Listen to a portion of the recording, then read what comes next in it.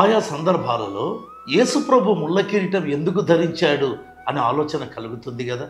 నిజమే, మనం చేతులతో చేసినటువంటి పాపముల కొరకు ఆయన చేతులలో గాయాలు, నడవరాని పాపపు స్థలాలకు క్రియల కొరకు నడిచాము కదా, అందుకు ఆయన పాదాలలో మేకులు. అలాగైతే ఆయన తల మీద ముళ్ళ కిరీటం దేనికి? దేవుని వాక్యంలో గమనిస్తే ఆదికాండ 3వ అధ్యాయం 18వ వచనంలో దేవుడు ఆదామును శపించాడు. ఇదిగో నేలను నీ నిమిత్తం శపిస్తున్నాను, అది ముండ్ల తుప్పలు గచ్చ పొదలు నీకు మొలిపించును అని దేవుడు చెప్పాడు. ఆదాము చేసినటువంటి పాపమునకు భూమి ముండ్ల పొదలు గచ్చ తుప్పలు. ఎంత భయంకరమో! అంటే అతడు సేద్యము చేసేదానికి వెళ్ళినప్పుడు ఆ ముళ్ళ పొదలు పుచ్చుకుంటాయి, ఆ గచ్చ పొదలు ఆయాసాన్ని తీసుకొని వస్తాయి.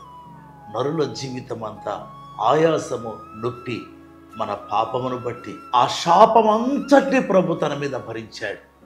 ఆ యొక్క ముళ్ళతో చేసినటువంటి కిరీటం, ఆ ఆయాసం, ఆ నొప్పి సమస్తము యేసు ప్రభు భరించాడు. అందుకే ప్రభు ముళ్ళ కిరీటాన్ని ధరించాడు. నీ పాపం యొక్క ఫలితం ప్రభు భరించాడు.